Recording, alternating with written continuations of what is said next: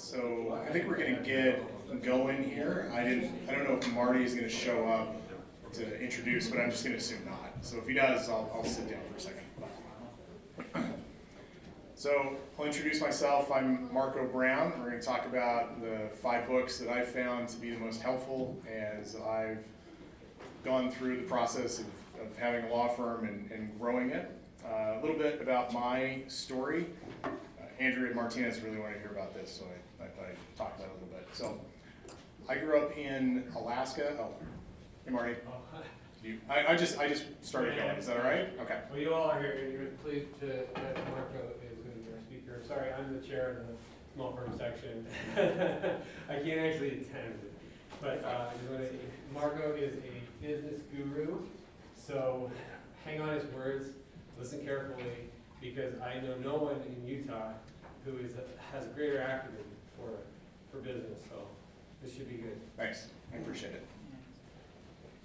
Wow, that was kind. Yeah, that was very kind. I like you, and I wouldn't even say that. Yeah, no. neither would my wife. So that's all right. So I come from Alaska. I grew up in a little village called Cold Bay. It's out on the Aleutian Peninsula, which nobody has any idea where that is. If you've ever watched The Deadliest Catch, the crabbing show, it's out there. Like literally in the middle of nowhere. It was a village of 85 people. My dad ran a salmon hatchery, and my mom was an air traffic controller. So that's where I grew up. I just hunted and fished all day and played with my dogs. It was a great place to grow up. I blame all of my social problems on that though. Like 85 people, it's not a big enough cross section to actually, get social. And went to high school in Anchorage, made my way down here. Anyway, that's probably enough about that portion of things. So in 2010, I opened my law firm. I worked for an insurance defense firm before that. I don't know if anybody does insurance defense, but I'm totally going to insult your law firms right now. It's the worst job ever. I hated it. I made it about 18 months. I didn't smile the last 3 months I was there. I just did not like any part of it. So I got out, and a really supportive wife. She was great about it. We moved back up here to Utah. She wanted to get a doctorate at the U. I said, fantastic, so we did this. I opened up the law firm in 2010 and just kind of did anything and everything, made tons and tons of mistakes along the way, didn't know what I was doing at all. Eventually, I kind of got to the point where I started doing divorce, and then I figured out I was really good at it, and that became all that I did. But I get another CLE on getting paid because I was really terrible at getting paid in the beginning and kind of figured out how to do that. So I came up with some rules for it, and some of the rules for getting paid have come from the books I've read. So I wanted to go over the 5 best books that I found that have really helped me in my journey of starting from absolutely nothing, no clients, no network, no nothing, to growing a law firm. So these are going to be the books. And I want to talk about each one of the books for probably 7 to 10 minutes each. If you have any questions at all about anything I say or about any of the books, just raise your hand and let's talk about them when we're going through this. I'll try to do a Q&A. Put your hand down, Clay. I was just going to say, if a movie's available instead of a book, you'll let us know, right? Yeah, exactly. Yeah, you can watch the movie. I did wonder about what order I would put these in. So all 5 of the books are fantastic. Anybody can get a lot out of any of them.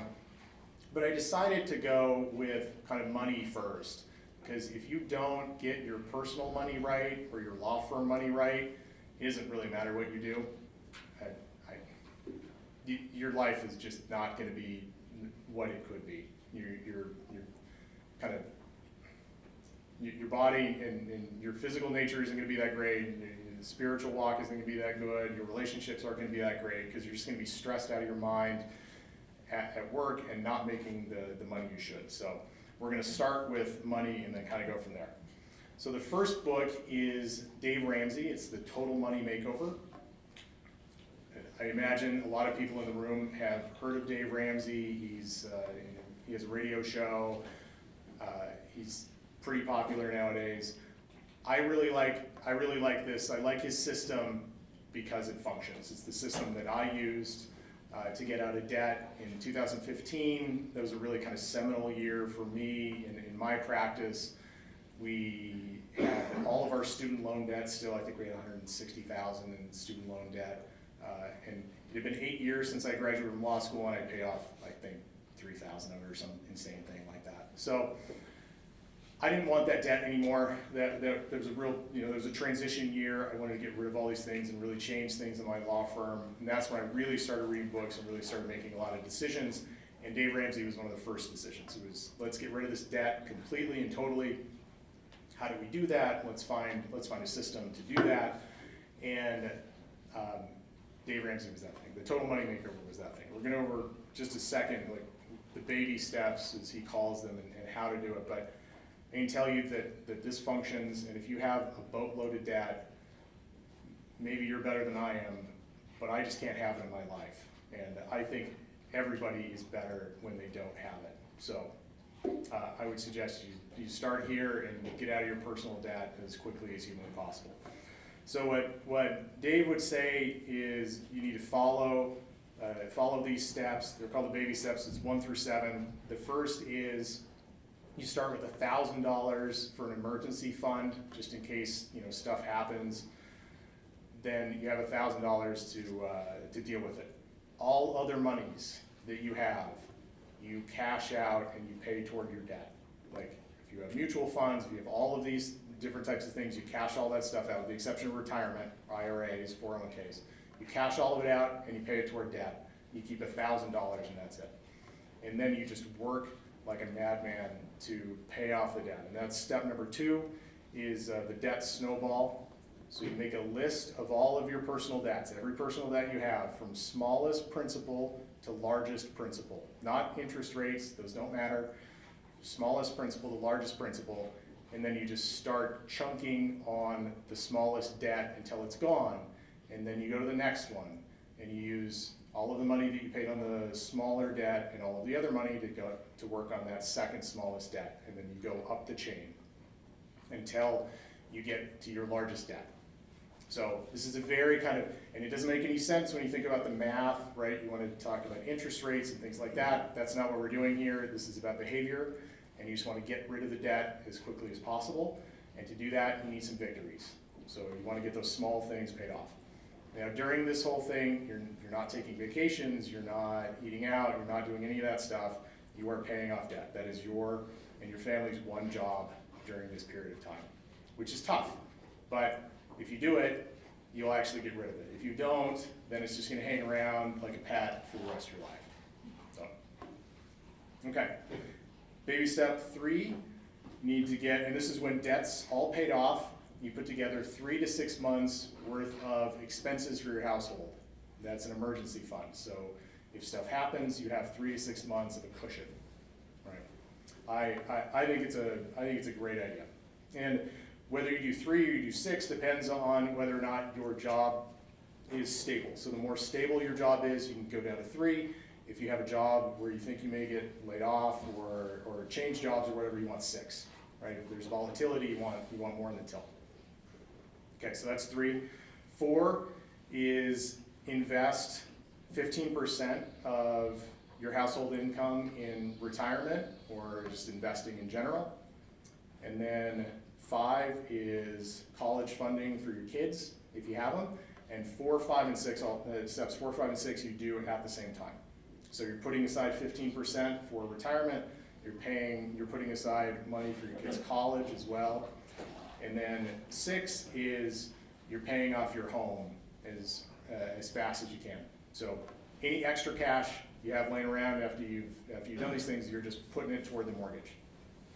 And the question always becomes, well, why don't I just invest that money instead? I can get a higher rate of return. I mean, that's probably true until the stock market doesn't do so hot, and then you kind of wish you paid off your house. The idea really is that once you get the house paid off and all these things, you're done, right? Your debt is done, and you can make whatever decision you want at that point. And let me tell you, there's nothing more freeing than not having a single payment to anybody. It's fantastic. And then 7 is just build wealth and give as much money as you can or as much money as you want to whoever you want. right? You've got through those steps, and 7 is really just, you're just amassing wealth at that point. But you go through these steps, it functions, and it functions really well. And it definitely helped me and my wife a lot, changed our money lives. Okay, so that's the Total Money Makeover. Number 2 is Profit First by a guy named Mike McAllowitz. And I think of Profit First as Dave Ramsey for law firms. So I don't know about you, but the attorneys that I talk to are not very good with money. They can't figure out accounting, like the way accountants do money. I have no concept of how accountants do money. I look at their stuff and it just doesn't make any sense to me whatsoever. But we all try to understand how accountants do money, but it doesn't work for us. So we need some other type of system that does function. And Profit First, for me, is that system. So here's the general idea of it. You want something where you can go to your bank and look at your accounts any time of the day, any time of the year, and know exactly how much money you have and what your financial situation is. And this gives it to you. So what Mike suggests you do is you open a whole bunch of different accounts within your bank. So you have, at the very minimum, you have an income account, you have an owner's pay account, so what you pay yourself as the owner of the firm, and then an operating expenses account. So those are the 3 basic accounts. Then you have 2 more accounts. He suggests you put these accounts, you open these accounts in a different bank so you're not tempted to take this money. But sometimes if you have all the accounts in one place, it's really easy just to transfer the money between the accounts. So he says go somewhere else so you're not tempted to do that. So in the other bank, he suggests you open what's called a profit account and then a taxes account. I renamed the taxes account the government money account. So whenever I look at my accounts, it says government's money, so I know I shouldn't be taking it and using it for other things. But those are the 5 accounts that you need to open. And then what you do is you determine from your income or your gross revenues how much is going to go in each one of these accounts, like how it's going to be allocated. So he calls that the target allocation percentages. And what you want to do is figure out the percentages, that go into each one of those accounts. So his kind of suggestions, if you're $0 to $1 million, is 15% goes in of gross receipts. We're talking all gross receipts. So all money comes into one account as the income account, and then it gets allocated from there. So 15% goes to the taxes account, and then 25, I think he says 25% goes to owner's compensation. Okay, so you're paying yourself at this point, 25% of gross receipts. And then 10% goes into profit. And the rest, after you get through that, then the rest really goes in the operating account. So whatever remains goes in the operating account. And once that goes in the operating account, then you know what you can spend on marketing and admin, employees, all of those things. So it gives you a really, really good idea just by looking at the accounts where all the money is and exactly how much money you have at the beginning of the month to spend on these things. So you can actually plan what you can spend. You're not playing catch up from the month previous. You actually get to look forward. So that's kind of the idea of it. One thing he also says, put enough money in the taxes account so that you, as the owner of the firm, are paying your personal taxes and the firm's taxes from that taxes account. So if your firm pays your taxes, that's totally fine. You own the place. It's okay. So make sure you put enough money in there. And then as you go up in revenues, past $1 million, past $5 million, $3 million, whatever it is, then these target allocation percentages change. So as you go up, your income, your share that goes into income is going to go down, and more of the profit, your profit is going to go up. And on the profit account, what you do is you keep that money, so it's 10%, 0 to $1 million, that'll go to 15, 20, and even higher than that. You keep that money in there for a year. You keep that money in there, and then you can distribute part of that to yourself if you want on a quarterly basis. Or if you just want to keep it in there as retained earnings, then you can do that as well. The nice thing about having a profit account is it makes you profitable from day one. So I think, was it 65% of small businesses in America break even or lose money, right? With this type of system, his thing is, again, it's kind of like Dave Ramsey in the sense that you need some quick wins. With this, you get a quick win. Like, you're always putting profit away, and then you amass money. So you can amass that money in retained earnings. You can distribute it to yourself every once in a while, or you can save it up to buy a building, you save it up to use on marketing, whatever you're gonna do, but you have that money set aside, okay? And that is better than, I think, probably 95% of law firms that I've ever interacted with. So that's the idea on profit first. So those are the two systems books for money. And I think it's I think that is super, super important. Because like I said, if you don't have your money together, ain't nothing else gonna work. Yeah, Aaron. I've been doing profit first for about 5-6 months now. And it is really amazing and a lot of fun to see that profit account go up. Yeah. And what we do is we take, when you make that quarterly distribution, I only ever touch half of it. Mhm. So half of the profit first account is always there. Are you doing the 10%? I do 25, but I only ever take half of it Yeah. on the quarterly draw. Okay. And explain for the people in the room kind of how, maybe this will help, how you have things set up with Dave, and then how are you doing this just in yours, or are you and Dave doing it together? It's just me. Yeah. Okay. And I use, So Dave and, Aaron and Dave Corbett are in the same office, but you have separate firms, which Yeah. is a lot of us in the room, so, yeah. yeah, if you could explain how that works. Oh, yeah, we just share a few expenses and a few employees is all. And so all of our money runs through different entities. Okay. But each of us own half of it. But the other thing that, I put the profit account and the tax account at Alta Bank, which has gotta be the most useless, most difficult bank to ever deal with on this planet. They're so awful. But Which is exactly what you want, But right? it makes it really hard to get the money. So, it's perfect. Do you have to go in physically to get the cash, and how do you do it? Almost, no. I mean, you almost have to go in and rob the place to get it. But it's incredibly hard to transfer money and Yeah. super annoying, and yes, it's a perfect place to park some money. Do you have the tax account over there too? Yeah, I have my profit in my tax account. So how do you do the tax account? Sorry, this is a good discussion. So how do you do the tax account because you're taking out, what, once or twice a month to pay taxes? Yeah, so that, oh, I'm sorry, no. Taxes with Chase, so it's easier. Oh, okay. to do, yeah, sorry. So you just have the profit account? account is there at Alta. Okay, all right, cool. Which was Bank of America Ford. They change names like every 3 years. It's a good sign. You sure you're gonna actually have that money after a while? Yeah, I don't know. Okay. Yeah. All right. So does anybody else have experiences with either of these two books and how it's worked for them? No. Oh, yeah. So we did the money makeover. We're on just got the student loans paid off a couple months ago. Good for you, Matt.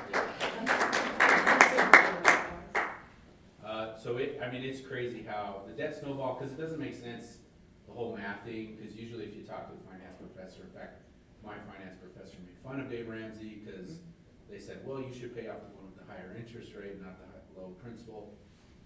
And Dave, the book is basically just saying, hey, you guys are not very disciplined, and that's why you're in the situation that you're in. So pay the principal off, the lowest principal off first, and that'll give you some adrenaline, it'll motivate you, and you'll keep going. Whereas sometimes your highest interest rate is your highest balance, and if you don't see the win, then eventually you'll give up. Yeah. So, but we've talked a lot. The only book I don't implement, I don't know the Why We Sleep, I haven't read that one yet, so. Oh, we're gonna talk about that one. That one's great. Yeah. Okay. Anybody else have experiences? Yeah. So my wife and I, we used the Total Money Makeover, started a couple years ago, used it to pay off our debt, our student loans, and last year paid off our house, so it's a great system. We're just jealous, I'm pissed at that. No, I'm a huge proponent of it. In fact, just this year, I gave out 95 copies of the book to people. I got one. Yeah. Did you? Wow. So. Did you just send it out to people? I sent it out for Christmas because I'm a horrible human being. People hate me because No, of I was in a networking group on Facebook, and I just said if anybody wants one, I'll buy one. Okay. Originally, I had a box of 20. I got more responses than I anticipated, so I bought a couple more boxes. But it is a great way, and it really makes your life better when you get those things off your back. I mean, because I was like you, the first couple of years, those student loans didn't seem to go away. And having a system in place where actually, putting effort towards a target rather than just kind of doing whatever with your money really makes a difference. Yeah, exactly. Yeah, I thought I would die with those. I literally thought I would die with those student loans. Like I would wake up in the middle of the night and be like, ugh, those stupid things. You're better than me though, Mark. At least I give them as wedding gifts. No, I do that too. Yeah. It's like, this is what we need. They kind of look at you like, really? I bought somebody Financial Peace University. So this is the book portion.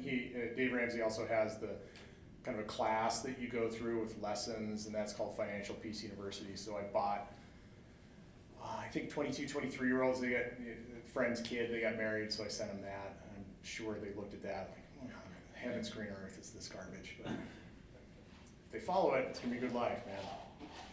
Yeah, so I don't know about how you did things, but I remember I deferred as long as I could, and then I did income-based repayment. I was playing like all of the games, and then 8 years later, I think, like I said, we paid off $3,000. You just needed it gone, right? So that was good. Okay. My student loans at one point were at 0% interest. I'm like, why should I pay them off? But they're at 0% interest. Because being free is better than being a slave, right? Yeah, exactly. Okay. Anybody else? Okay. All right, so let's go to book 3. This is Endless Referrals by Bob Berg. Bob Berg wrote The Go-Giver, if anyone's ever read that book, which is a great little book too. This is a little bit more of a kind of a how-to, and I really enjoy this book because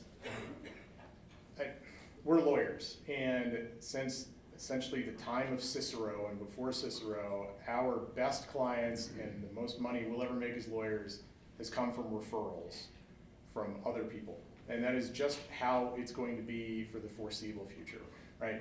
Google can change its algorithms, Facebook can sell all of our data and do whatever Facebook does and screw us and take all of our money. And you have to figure that out, you hire people to figure those things out so you can advertise effectively.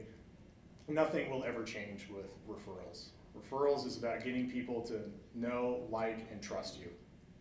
And we're human beings, it's always going to be that way. You're always going to get your best cases and your highest dollar cases and the easiest cases to close. We're going to talk about sales and closing, but the easiest cases to close are all going to come from referrals. So this is why I like this book a lot. Let me see. So this is really a networking book, kind of a how-to, and networking, depending on how you think about that word, it can be a dirty word. Really, networking is just getting to know people and liking the people that you get to know. So you get to know someone, you're nice to them, you're giving with them, and you're going to get something in return. Even if you don't ask for it, it's just going to happen. And that's what Bob really talks about. And it's that kind of how-to and the mindset that you need to be in order to make that function. Because I'm sure all of us in the room have sat down with those people and had lunch with somebody, kind of networking. You just feel them using you, right? They don't care about you as a human being, they just want something from you. So it's like having lunch with a politician, and no one likes politicians. So this is how don't we do that? Like, let's do the opposite of that sort of thing. So to be known, liked, and trusted, of those three things, the number one thing is you need to be known.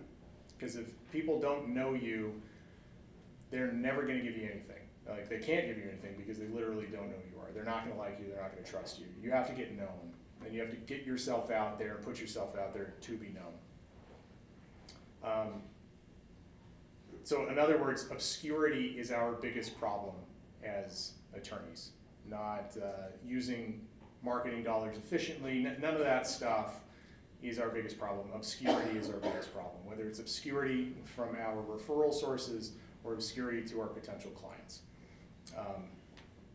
And on the like and trust part, I think there are really two big things here. Sorry, my bad. So 3 tips on the like and trust part. One is to be genuinely interested in people that you meet. You give of yourself, and then you educate people. Okay, so the education part is actually really, really super important. And that's why, as attorneys, like, we just need to give away our stuff for free. We're all freaked out as attorneys that if we let people see our documents or our research, or we tell people how we do things, that they'll just go do it on their own, right? No one's gonna do it on their own. Like, you can tell a client how to do literally everything in whatever type of case everybody in the room does, and they won't do it. Like, they're never gonna figure it out. I do divorce, and I just put stuff online all the time. Like, I put all of our documents online. So anybody can find any of our template documents and use them in their own case. No one does that sort of stuff. They come, they see those documents, they're like, oh, that's great. I'm gonna have Marco do this because I don't know how, right? So we get all freaked out about this, but we need to not be. We need to just educate people as much as possible, and that's really the trust part, right? So we need to go out there, be genuinely interested, and give of ourselves, and then educate people as much as we can. The number one thing I took from this book is the idea of a super connector. So there's networking, and then there are people who network effectively, and then there's super connectors. So super connectors are like, it's essentially the center of the wheel, right? The spokes come off the center of the wheel, and if you're a super connector, you're the center of the wheel.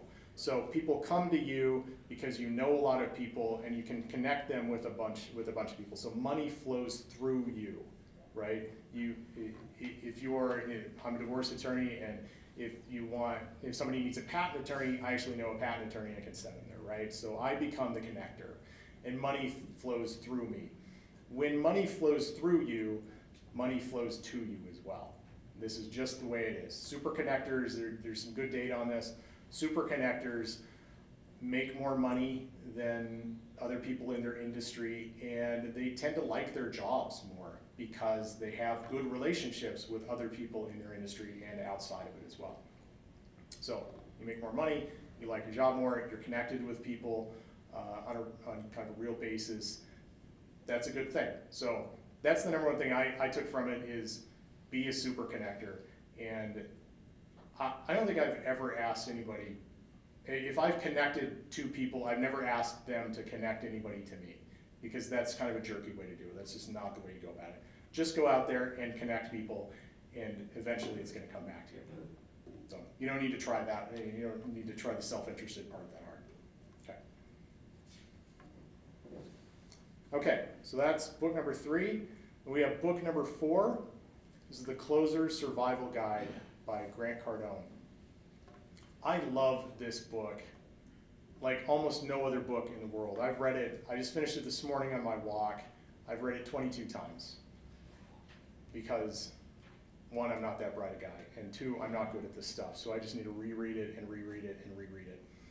This is the single best business book I've ever read, because it's the best book about sales and closing that I've ever read. So we, as attorneys, really like to think of ourselves as professionals or craftspeople, right? We're more like a shoemaker than almost anything else. Or that's how we like to think of ourselves. We're not. We make widgets, it's okay. It's fine to do that, and we need to sell widgets. So we think of ourselves, we don't like to think of ourselves as salespeople, but we absolutely are salespeople. If I don't sell and I don't close clients, then my wife is going to divorce me, right? I'm gonna lose my house, my wife is gonna divorce me. It's gonna take a little longer since I pay off the house, but it's eventually gonna happen.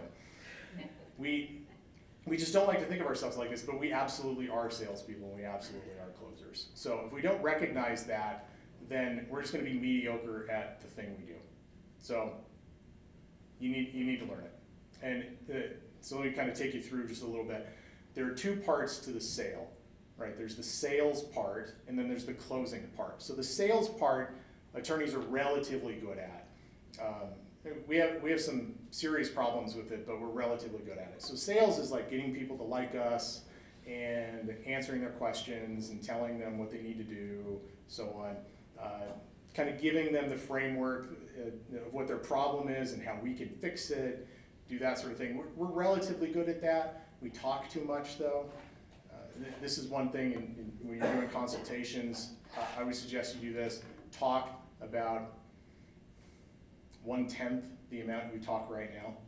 So people will tell you their story, and then you need to tell them how you're gonna fix these things, but we just go on and on and on about the legal side of how we're gonna fix it, and none of the people we sit down with care. They're never gonna remember any of that.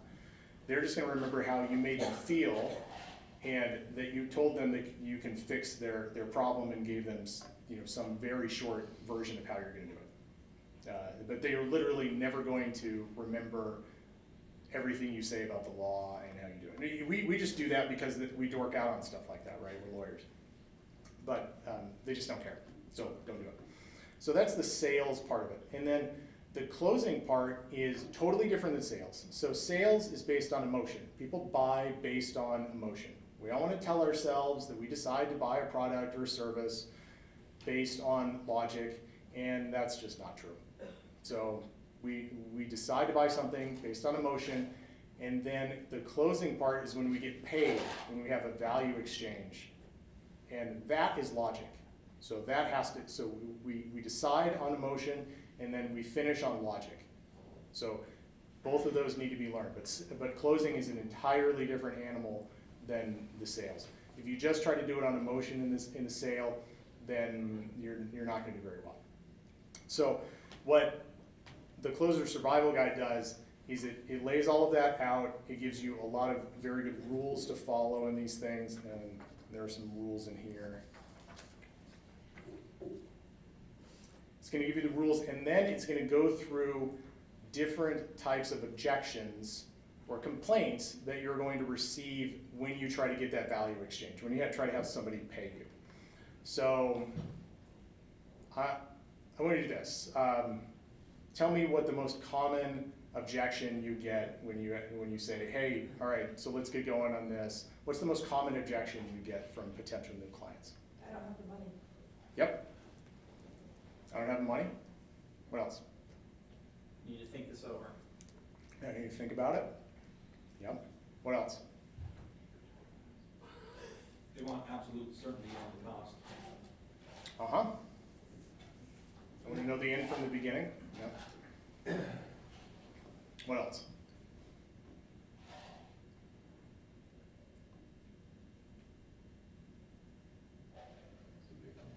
Those are the big ones. I need to think about it. I don't have money. Yeah. Okay, so let's deal with those. If you have others, just pipe in, that's fine. So, for example, I don't have money. Grant goes through and he gives at least 5 or 6 different ways to deal with that. Okay, and you need to feel, you need to get comfortable with all of them. That you need to feel during the consultation which one is going to work with this person, and just kind of try it out. So there's this really interesting idea that he goes over, and this is kind of revolutionize how I deal with people in consults. It's an idea that people complain, but complaining is not really an objection. It's just a complaint. So what you need to do is treat all complaints as complaints until they're further verified as an actual objection. So, for example, I don't have the money. Yeah, that's terrible. So how do you want to pay? Right, because you're complaining, like, I had a guy, was it yesterday? I think it was yesterday, yeah. So, no, it was a couple days ago, like $150,000 in a year. And our divorces don't cost that much, so he was totally fine. And but he complained about it. He's like, that's expensive. I'm like, yep, that's expensive. And you have 4 kids. So how do you want to pay? Right? And he's like, with a credit card. Like, okay, that's great. It's a complaint, right? And then if it had been an objection, an actual objection, then he would have said, look, I really don't have that money on hand. It's all tied up in this, or and then you can deal with that as well, and there are ways to deal with that. But it's the idea that everyone's going to complain. Rich people are going to complain about money. Poor people are going to complain about money. Middle class people are going to complain about money. So you just treat it as a complaint, and then you just kind of go do your thing, right? But there are a number of ways you can deal with those types of situations. And everyone you can think of, everyone that I've ever dealt with as an attorney is in this book. So it's really kind of almost a procedural book in that sense, like, okay, this, and then this, and then this, and it works great. Now, you have to practice these things. This is the tough part. We as attorneys just want to go attorney, right? But when we think of ourselves as business people, when you think of ourselves as, okay, in order to help people, we need to be good at sales and we need to be good at closing, then you realize that you got to practice this stuff in order to have people hire you so you can help them. So it is a procedural book. You really do need to put in the work on it, but you're going to see significantly higher retention rates if you do this, and significantly higher revenues if you do it. Yeah? Have you read any of Grant's other books? I've read all of them. All of them. And do you think this is his best book? Sell or Be Sold is very good too. I like Sell or Be Sold a lot. I think I've read that I think I've read that 5 times. But yeah, the Closer Survival Guide is by far his best. Yeah. Okay, a couple other things here. Oh, you're going to learn how, in here, you're going to learn how to communicate value. Not something we do terribly well as attorneys, is communicating the actual value, like the emotional value to people. And one thing I would suggest doing is when you talk about value, like when you're getting at the end of your consultation and you're saying, okay, so this is what we're going to do for you, and you're expressing that value to them, to then ask them to pay you, write it down. Like, have a pitch and write down what sets you apart from other attorneys. Or even not what sets you apart from them, just what you're going to do. Like, even if it's just, telling about your system, like how you actually do things, just write it down. But have that memorized, and you write it. There's something about writing it. People don't believe what they hear; they believe what they see. So you have a pad of paper there, and you just go through and you tick off, like, I'm going to call you every Friday, or whatever it is, right? You have all of those things memorized, and you just start doing it, and you will feel super uncomfortable at the beginning because you'll think that they are really bored as you're ticking through these things. They're not. They actually love it. People want to see that sort of stuff. The potential clients are pretty actually mesmerized by that. And once they see that on paper, right, and then you write down, and I also suggest writing down your numbers. So if you're going to talk to them about what it's going to cost, like, actually write down the numbers, because for whatever reason they like it more, they respond to it better, better discussion about it. I would make that change. That one change right there, writing down all of our value propositions, probably increased, just that one thing increased our retention rates by 10 to 15%, I think. Just that one change. Like, on a pad, but while you're talking to them, or but you also mentioned by email, No, I just do. I do it on a pad of paper when I'm sitting with them. While you're sitting there. Yep. Okay. Yep, exactly. Yeah, so I meet with people, unless they live in Utah, I'm meeting with them. So I don't know how you do this on the phone so much. You could hop on a Zoom call maybe and kind of do this. But even when I'm on a phone call with people, I'm sitting there writing it on a pad of paper as we're talking about it, just to kind of get the mindset. And it gets you in, because you come up with a script, right? A script in your head. So once you write it down, you're going to go through all of those points in the same way. And what that allows you to do is, if it doesn't work, right, if somebody's not responding to part of the script, then you can change the script. So I think it's super helpful on a lot of different levels. Yeah. So like you write it and then you kind of turn the pad so they can see it, or do you give them that piece of paper? Yeah, so what I do, I sit at a 90-degree angle to them. So when we're talking and they're telling me their story, then I'm writing things. I write like a 5-year-old. It's just scribbling stuff down. It's terrible. And then when we're done with that and we're going into the kind of the close part and I'm writing all these things down for them, then I actually get next to them. So I'm not at 90 degrees anymore. I put the chair over next to them and we kind of lean in and I'm writing things and we're talking. And there's something about that too, just that physical proximity and the kind of leaning in that kind of bolsters it a little bit. And I always make a joke that when I start writing it down, that I write like a 5-year-old and everyone laughs. I'm like, it's not that funny, but yeah. And but it just kind of breaks the tension, and they really seem to enjoy it. Yeah. Okay. Okay, we talked about handling objections. Oh, so for me, I wrote down some of the ones that I deal with all the time. I need to think about it. That's a huge one. I don't have the money. That's the first. I think I need to think about is the second. I talked to my parents. I'm meeting with another attorney. Who gets that one? Relatively often, yeah. Yeah, that happens a lot. This is my favorite. Another attorney said she could take the case for half of the price you're quoting me. I'm like, okay, sure. Anyway, you're going to be able to deal with all of these at the end of this. But what I can tell you, the meeting with another attorney, I used to get that all the time. And I thought they were actually serious, and they're not serious when they say that. They're just lying to you. So once I started writing these things down and getting better at the close and better and more communicating that value more, amazingly enough, they never said they needed to meet with another attorney. Like, it was just a stall tactic. So once you do that, that's going to go away. But if it is a legitimate thing, you're going to learn how to deal with it. Yeah. So knowing what knowing what I know about you and how you value making more money and being paid and all of that, Mm-hmm. when they say, I talked to somebody else who said they were only half the price, how do you handle that? So one of the ways you can do it is to say, okay, let's assume the price were equal, right? The prices were equal. Who would you rather do business with? And then they'll tell you or the other person, right? So if they say you, I'd rather do business with you, you sit down there with a pad of paper and you say why. And then they tell you something, you say why else, why else, why else, why else, until they're done, right? So you've written down 3, 4, 5, 6 things. And then you say, okay, so how do you want to pay? They're like, but the other guy will do this. I'm like, I know, but do. And you just read back to them what they said. I like it. Yep.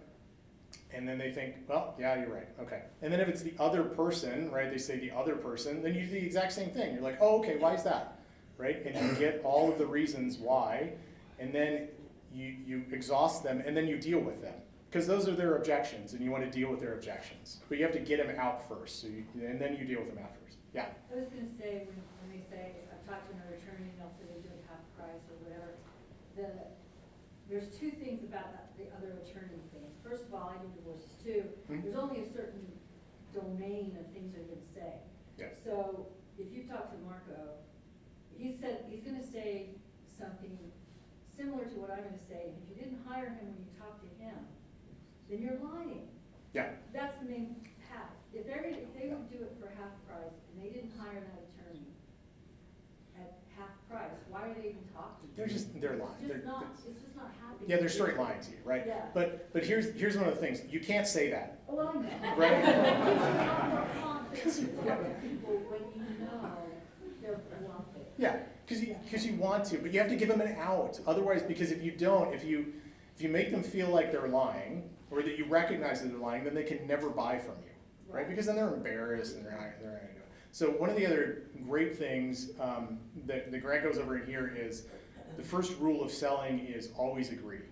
So even if they're freaking up in the night, you're like, yep, and then you just go on with something else. Like you just don't say no, you just agree with whatever it is and then go on, you know, and deal with the problem. Yeah. It also sounds like that's a good opportunity to say, it looks like since you didn't choose them at the time, you're looking for something else, can I help you identify what that is? Exactly. Well, maybe that's something Yep. like that. You are in my office for a reason, because you want to hire me. So tell me what's really going on here, right? You can get through all these things, and this is the book that teaches that. Like I said, 22 times. I absolutely love this. So okay, let's talk about book number 5. This is exceedingly not a business book, but it has real ramifications for every aspect of our lives as attorneys. I've noticed, thankfully I don't think we do it as much as we used to, but it's still a problem.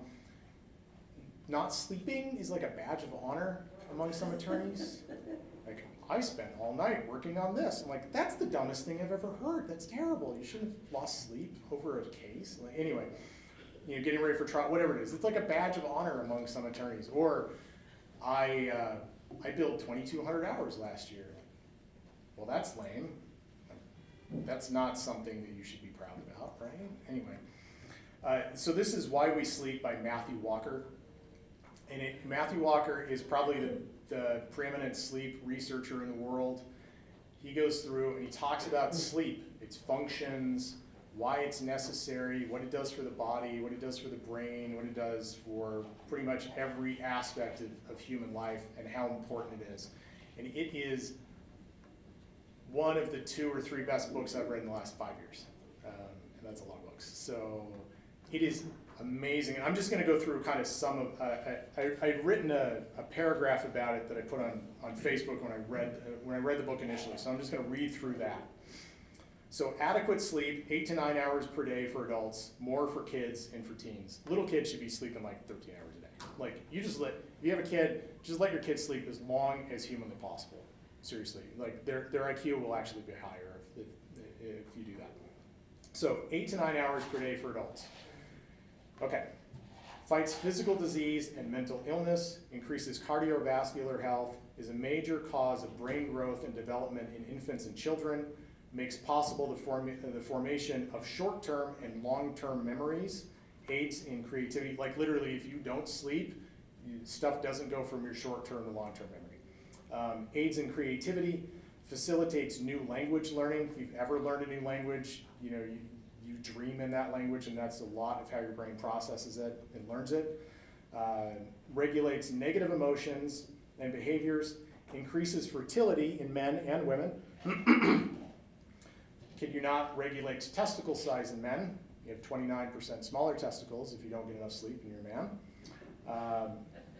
It regulates sperm morphology, decreases first trimester miscarriages, increases libido in men and women, regulates gut biome and nutritional uptake from food. So if you don't sleep well enough, you actually don't get the nutrition from food that you could. Decreases sugar cravings and overall calorie intake. So when you don't sleep enough, you tend to get obese pretty quickly.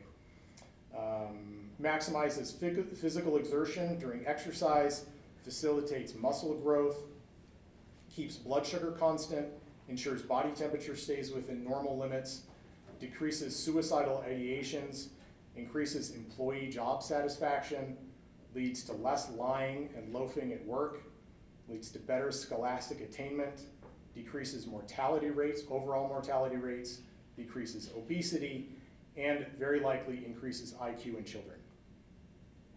And that's just part of it. Like, sleep is absolutely amazing. If you care about your health, if you care about your emotions, emotional regulation, spirituality, any of that sort of stuff, it all starts with sleep. So get as much of it as you possibly can. If you're losing out on sleep because you're doing work at your law firm, rearrange the law firm. Like, you cannot go with an inadequate amount of sleep. You are, in the end, you're going to die. If you don't get adequate sleep for an extended period of time, you're going to die an average 8 to 10 years premature, and you're going to be sick during the whole thing. So that's Matthew Walker. Okay, And then that is the end of that. Anybody have questions? Yeah, John? I just want to add a comment, because I've been making an effort lately to get enough sleep, Hmm? at least 7 or 8 hours a night. And it makes, the most important thing for me, that really changes everything, is getting regular, consistent sleep changes my attitude about everything else. Whereas, if I don't get enough sleep, because I'm staying up worrying about a legal case or whatever, then the tired guy the next day is always thinking, this legal stuff is so hard, I hate this. Maybe I should quit it. And whereas if I just get 8 hours of sleep for a couple days in a row, I start thinking, I want to be the best lawyer I can be. This is fun. I like this. If you, oh, sorry, go on. It's just directly related to how much sleep we get. And I always read stuff or see stuff in the news about how lack of sleep leads to cognitive impairment. And that's the least of my worries, because I'm not that smart anyhow. But really, if I improve my attitude, then the rest of my life is so enjoyable. Yeah. And it makes a huge difference. So instead of staying up after hours worrying about something, I tell myself, the problem will be there in the morning. I'm going to go to bed early. Maybe I'll get up an hour earlier because I got a lot of sleep and I'll get to work. It makes all the difference in the world. You're not going to perform that well in court. I mean, if you're a litigator and you don't get enough sleep, your performance in court is going to go down. And I'll talk about this too. So they did this insanely interesting study where they had people get a full night's rest of sleep and then get an inadequate night's rest, so 6 hours or 5 hours or something like that. And they took photos of them at the same time the next morning, and then they put those photos in front of people and had those people rate what they thought about the person. So we had adequate sleep, person A, same person A, adequate sleep, same person A, inadequate sleep. They found, one, they were less attractive to members of the opposite sex, but then everybody also found them to be less intelligent and more angry and all of these kind of bad emotions, just from seeing a picture of the person with inadequate sleep. So imagine like what you're actually like when you are actually a jerk because you didn't get enough sleep. It just goes down from there. Yeah. Yeah, I've never read this book, but I have heard him talk on various interviews. And the thing that was interesting to me is he's done a lot of studies that show that as people get less sleep or don't have adequate sleep, they're making all kinds of errors, but they can't feel it. They can't tell. Yeah. And I was in a trial where I did the whole all-night thing. And as I get older, it's worse. But the next day I did the trial, and I realized when I came home that I completely skipped a thing that happened at cross-examination, and I just skipped it. It just didn't happen in my mind. And when I got adequate sleep and reviewed it, they're like, where'd that go? And I did not feel it at the time, so. Exactly. You know, so it happened. Yeah. Just a recommendation for the group. I don't know if any of you listen to the Nike Train podcast. It's primarily about physical fitness, but I'm virtually certain that he's been a guest on it, and a lot of I'm sure he has. A lot of times about things that are like general health, and a lot of it is like mental stuff, dealing with like resiliency and injury and setbacks. And so, just given this crowd, it seems like something others might be interested in. I think it's excellent. Yeah. There's also there's another study. It didn't come from Matthew Walker. It came from a guy named Lane Norton. It talked about sleep, and so he's a bodybuilder and a PhD. They do studies on physical exertion and what creates the most physical exertion, or the biggest increase in physical performance. And other than anabolic steroids, it is sleep. And it's not even that far off from those two. So, okay, thanks everyone. I really appreciate it. And if anybody wants, seriously, if you want a copy, just come up and take a copy of the book. Totally fine. I bought it for this.